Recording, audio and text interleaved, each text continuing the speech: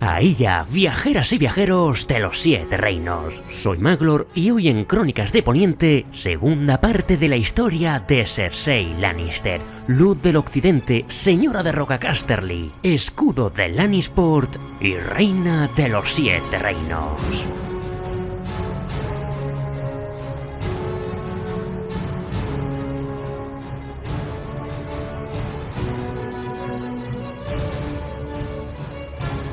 Hoy continuamos la historia de Cersei desde el punto en el que dejamos las crónicas anteriores, es decir, desde el día de su boda con Robert Baratheon. En esta segunda parte viviremos sus años de matrimonio y los primeros pasos de Cersei en la Guerra de los 5 Reyes, hasta llegar al inicio del libro Tormenta de Espadas. Y en la tercera parte repasaremos la compleja trama de desembarco del rey, que se desarrolla en los libros Festín de Cuervos y Danza de Dragones. Estas son las crónicas de hoy, así que tomad asiento, servíos un buen vino del Rejo y comenzamos.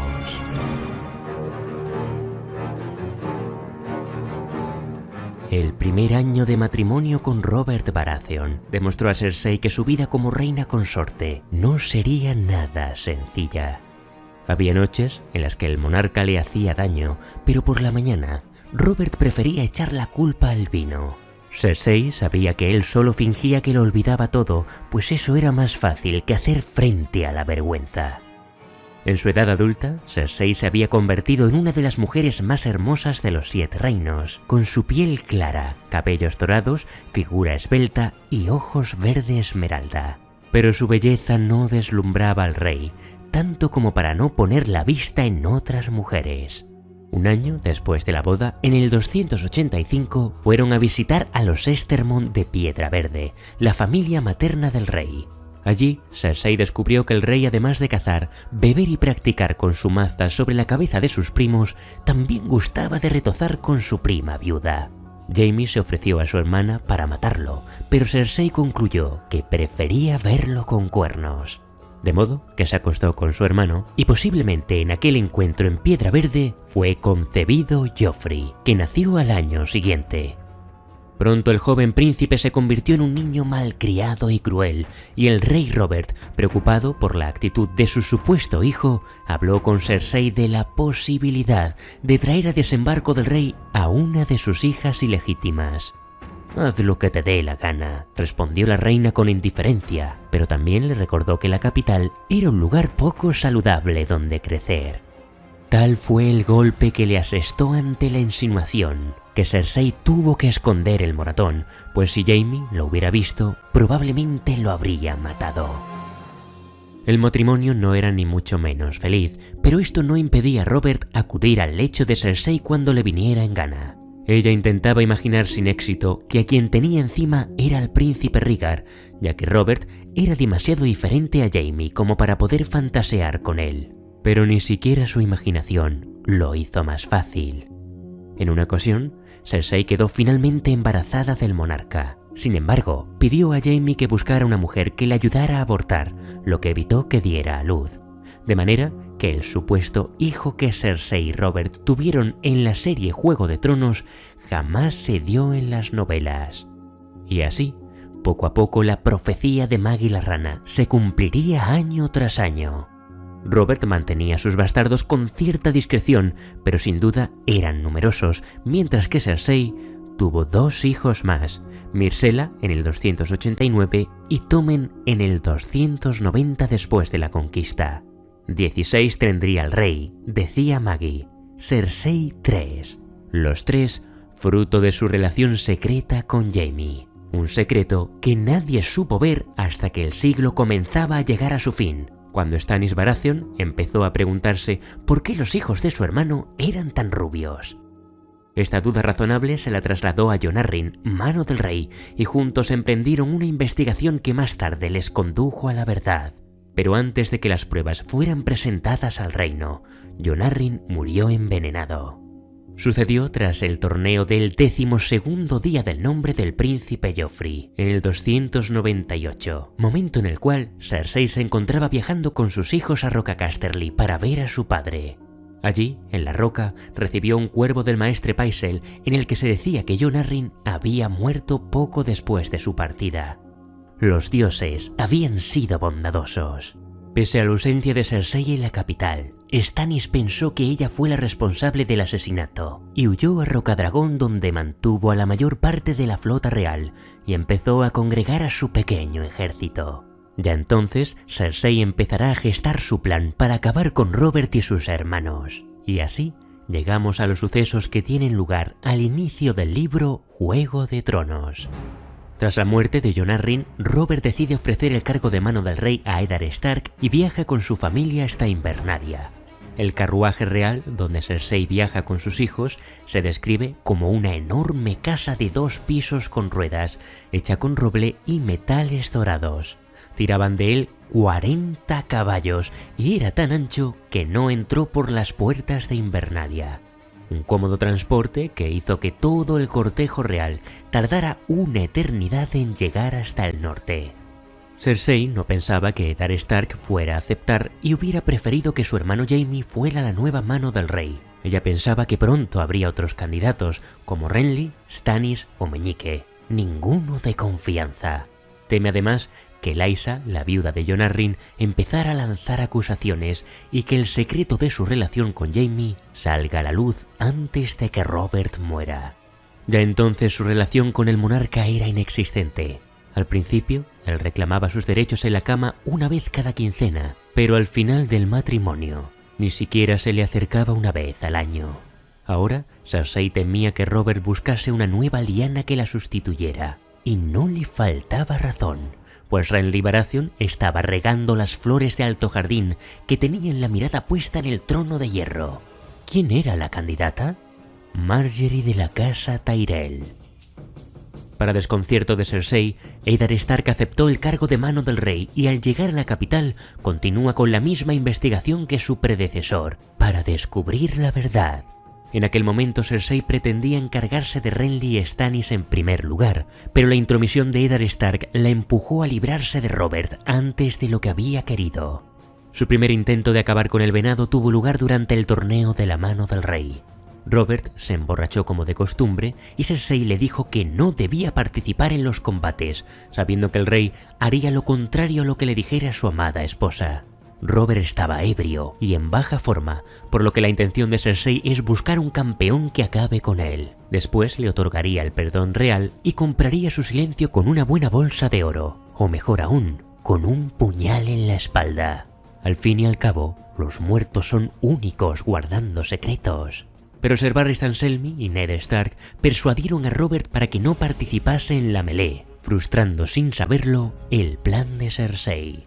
Desafortunadamente, Ned Stark descubrió la secreta relación de Cersei y Jaime y la bastardía de sus hijos en un momento en el que Robert se encontraba de caza y Jaime está atacando junto a su padre las tierras de los ríos tras la afrenta pública que había sufrido la casa Lannister cuando Catelyn Stark capturó a su hermano Tyrion. Sola en Desembarco del Rey y dispuesta a conseguir todos sus propósitos, Cersei intentará comprar el silencio de Eddard Stark, seduciéndolo en el bosque de dioses de la Fortaleza Roja. Pero el honorable Ned no está dispuesto a faltar a su deber, y por el bien de los niños, le sugiere que abandone Poniente con ellos, pues una vez la verdad saliera a la luz, la ira de Robert les perseguiría donde hiciera falta. No contáis con mi ira, Lord Stark. Debisteis quedaros vos con el reino. Pudisteis hacerlo. Mi hermano Jaime me contó que lo encontrasteis en el trono el día en que cayó Desembarco del Rey y lo obligasteis a bajar. Aquella era vuestra ocasión. Solo teníais que subir y sentaros. ¡Qué gran error! He cometido más errores de los que podéis imaginar, pero ese no fue uno de ellos. Claro que lo fue, mi señor. Cuando se juega al Juego de Tronos, solo se puede ganar o morir. Para entonces, el segundo intento de asesinato de Cersei ya estaba en marcha, y confía en que Robert no vuelva con vida de su partida de caza. En la comitiva real, su primo Lancel Lannister le está sirviendo un vino 3 veces más fuerte de lo habitual, de manera que 4 días después del encuentro entre Ned y Cersei, Robert llegó gravemente herido por el ataque de un jabalí. El plan de Cersei había funcionado. Y mientras el monarca se apagaba en su lecho, la reina recibió una visita inesperada. Sansa Stark, temerosa de que su padre rompiera su compromiso con el príncipe Joffrey, le informa a Cersei de que al día siguiente Lord Eddard la enviará junto a su hermana Arya de vuelta al norte y le ruega que haga todo lo posible para que el enlace siga adelante. Esa inocente visita de Sansa permite a Cersei anticiparse a Ned Stark. Así, cuando la mañana siguiente se anunció la muerte de Robert Baratheon, Eddard presentó la última voluntad del rey que lo situaba como mano regente y reveló la ilegitimidad de Joffrey y sus hermanos ante la sala del trono. Lo que no sabía el señor de Invernalia es que Cersei ya tenía en su poder a la guardia de la ciudad, de modo que lo tomó prisionero y Sansa fue custodiada en el torreón de Maegor. El consejo privado nombró a Cersei como reina regente y otorga el cargo de mano del rey a su padre, Lord Tywin Lannister. La reina orquestó entonces una confesión pública en la que Eddard Stark proclamaría su traición y así quedaría desacreditado a ojos de todos.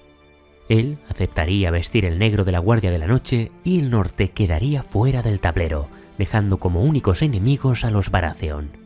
Cersei le aseguró al Septón Supremo que a Eddard Stark se le ofrecería el perdón y que el suelo del Gran Septo de Baelor no sería profanado con su sangre. Pero Joffrey cambió la orden en el último instante y exigió la ejecución inmediata de Lord Stark.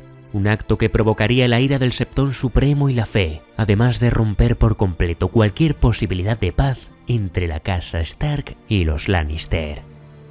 Poco después, llegó la noticia de que Jaime había sido capturado por Robb Stark, que Renly Baratheon se había coronado en el sur con el apoyo de los Tyrell y que Stannis Baratheon tenía sus ojos puestos en Desembarco del Rey. Y en este punto llegamos al libro Choque de Reyes, donde conocemos la trama de Cersei principalmente bajo el punto de vista de Tyrion Lannister. Dicha trama ya ha quedado muy detallada en las Crónicas de Tyrion parte 2, por lo que aquí haremos un resumen bajo el punto de vista de Cersei. En primer lugar, uno de los grandes aciertos de la reina fue comenzar a trabajar en las defensas de la ciudad. Ordenó a Janos Slynt, comandante de los Capas Doradas, que triplicara sus efectivos y puso a 1 millar de obreros para que reforzasen las defensas, fortificasen los muros, construyeran cientos de escorpiones y catapultas e hicieran flechas y forjaran espadas. Y también hizo un trato con el gremio de alquimistas, que le prometieron 10.000 frascos de fuego valirio. Por otro lado, en ausencia de Jaime, tomó como amante a su primo Lancel, de 16 años, y pronto lo convirtió en uno de sus favoritos, consiguiendo que le concedan el título de caballero. Al mismo tiempo, Tyrion llegó a la capital como enviado de su padre para ejercer como mano del rey, y con él llegó el verdadero Juego de Tronos entre Cersei y su hermano. Solo la promesa de Tyrion de que trabajaría por liberar a Jaime aplacaría temporalmente a la reina regente. Durante su cargo como mano, Tyrion se deshizo de muchos aliados de su hermana, como fue el caso de Janos Slynt, a quien retiró todos sus cargos y títulos, y lo envió al muro para que ingresara en la Guardia de la Noche. Tampoco se libró el maestre Pycelle, a quien envió a las celdas negras.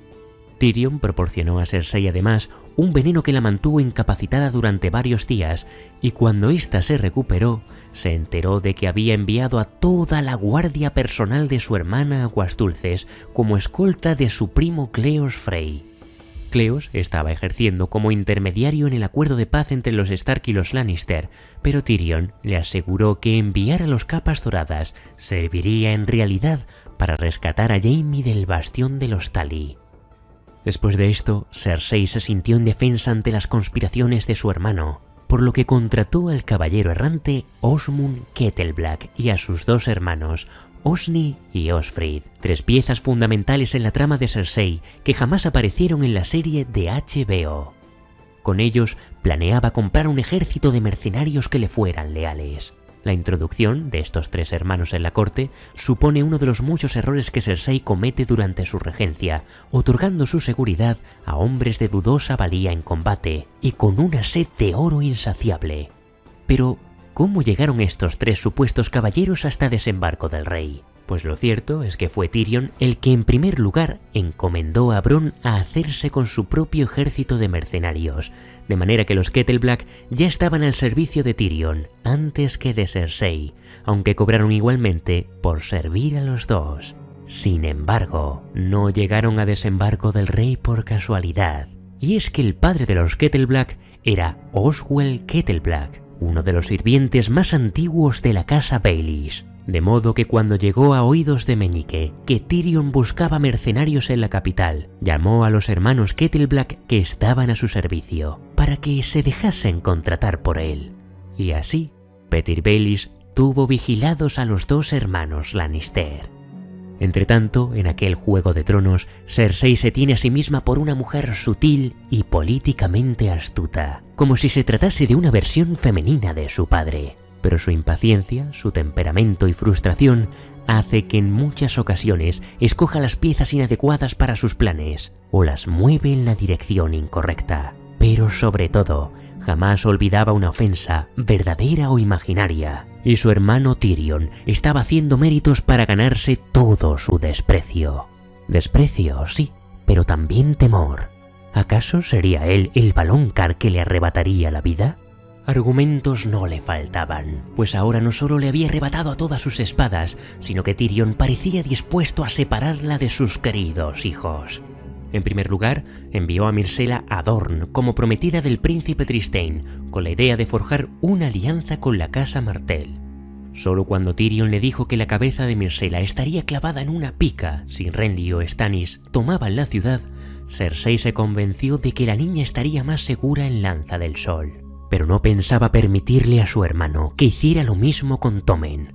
Así pues, anticipándose a Tyrion, decide enviar a Tommen a Rosby junto a Ser Boros Blunt de la Guardia Real.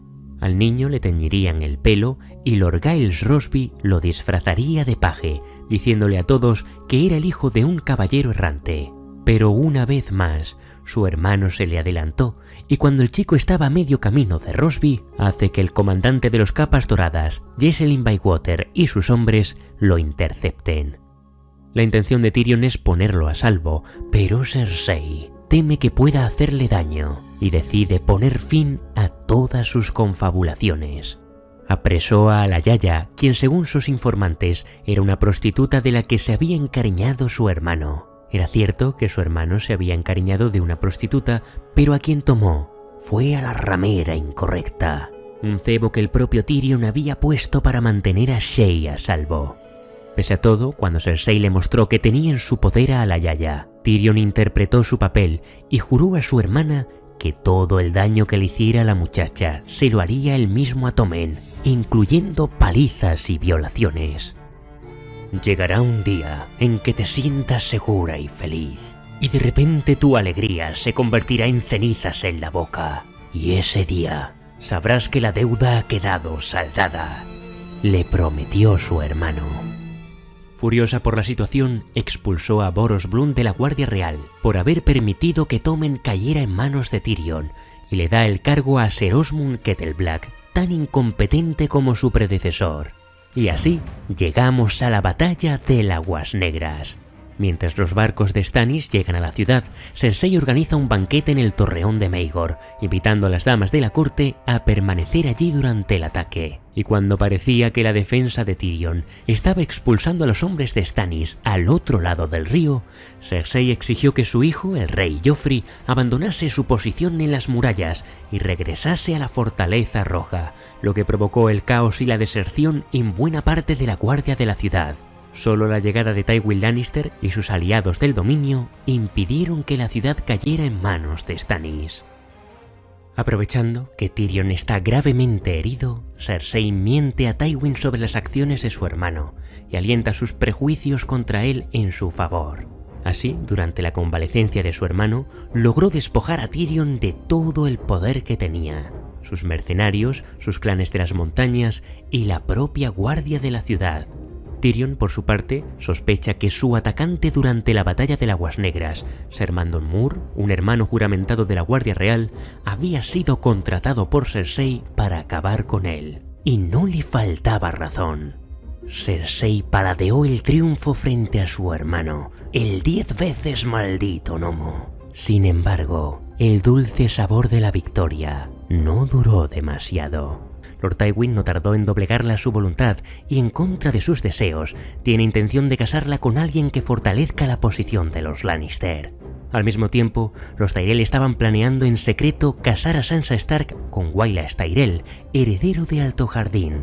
Lord Tywin Lannister, siempre pragmático e implacable, tenía claro cuál era la solución. Sansa no irá a ninguna parte sin mi consentimiento. Querida hermana, explicó Tyrion con paciencia. Si ofendes a Tyrell, ofendes también a Redwyne, a Tarly, a Rowan y a Hightower, y quizá empiecen a preguntarse si Robb Stark no sería más receptivo a sus deseos. No permitiré que la rosa y el huargo compartan la cama, declaró Lord Tywin. Tenemos que anticiparnos a él. ¿Cómo? Mediante matrimonios.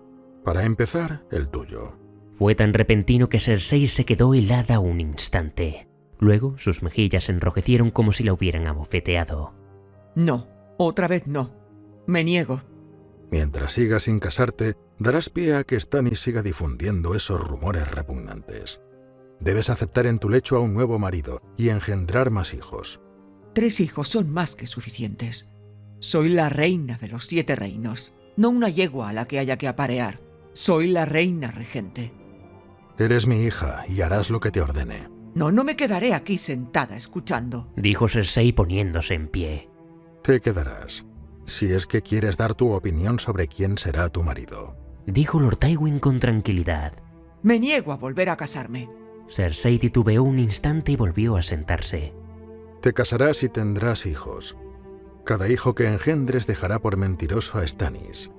Mace Tyrell, Paxter Redwyne y Doran Martell están casados con mujeres más jóvenes que ellos y que probablemente los sobrevivirán.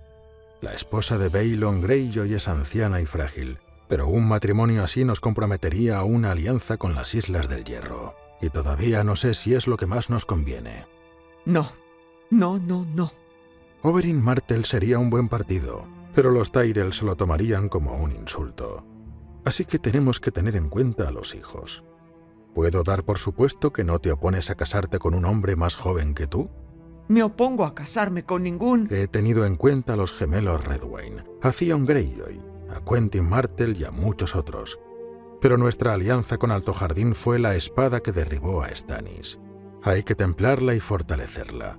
Ser Loras ha vestido el blanco y Ser Gallan está casado con una Fossoway. Pero queda el hijo mayor, el muchacho al que planean casar con Sansa Stark. Tyrion sentía un perverso placer ante la furia impotente de Cersei. ¿Te refieres al tullido?, señaló. Su padre lo paralizó con una mirada.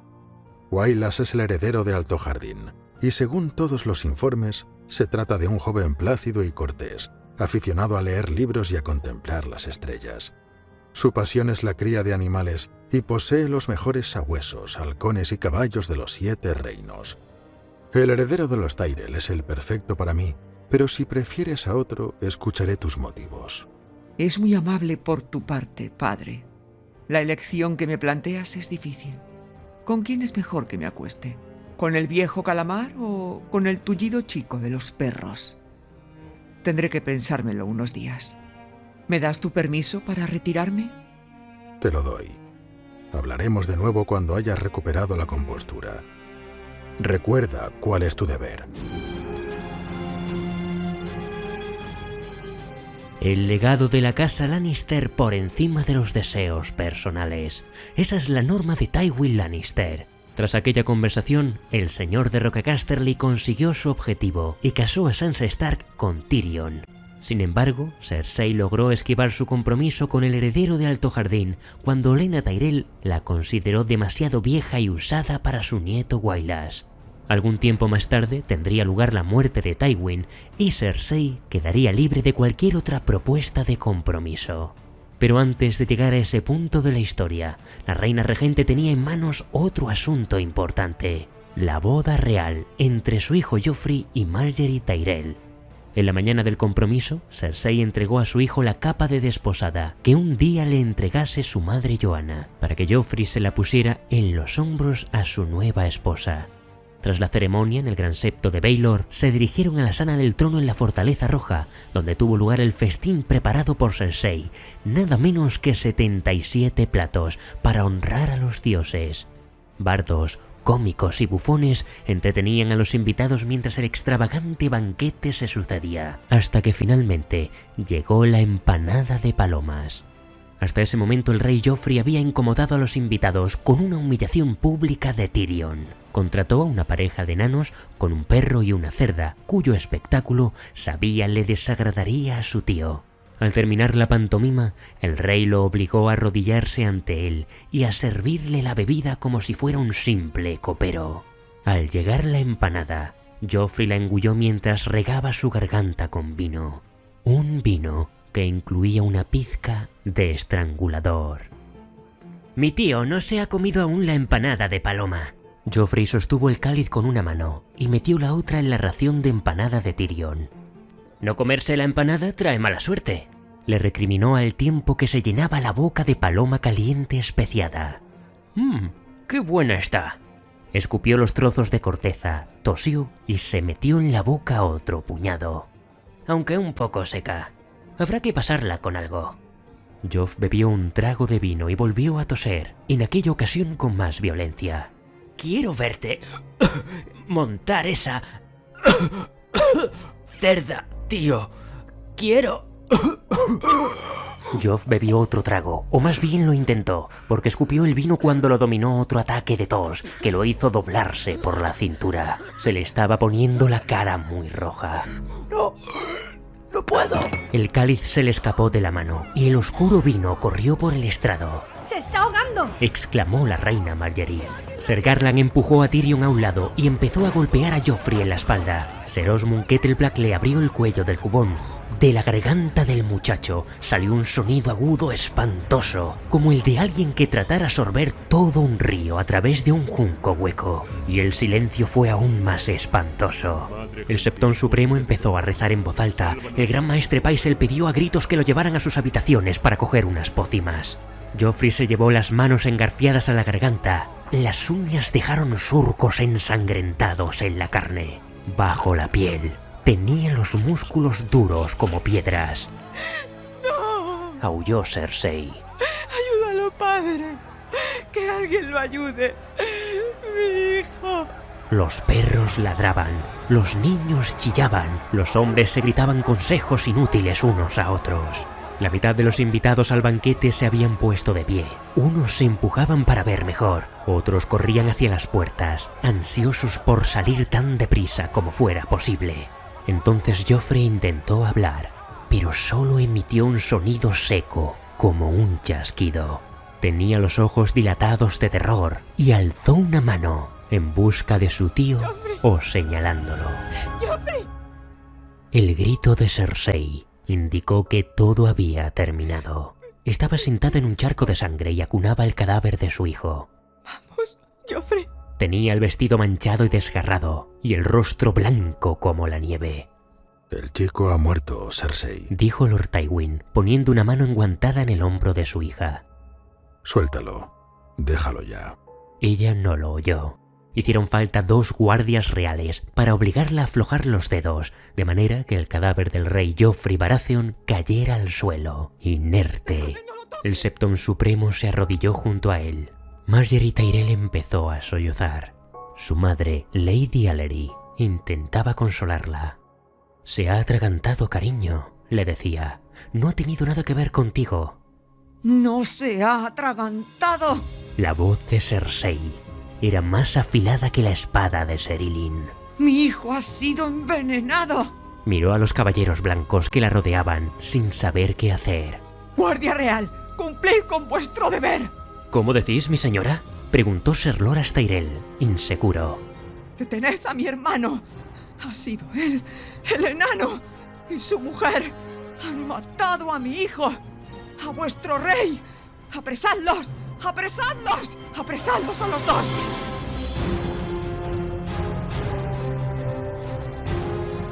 Y aquí concluye la segunda parte de las crónicas de Cersei Lannister. En los próximos días repasaremos el resto de la trama de Desembarco del Rey hasta el libro Danza de Dragones. Hasta entonces, gracias a mis paladines, los mecenas de Patreon y las espadas leales, los miembros del canal, por vuestro incondicional apoyo.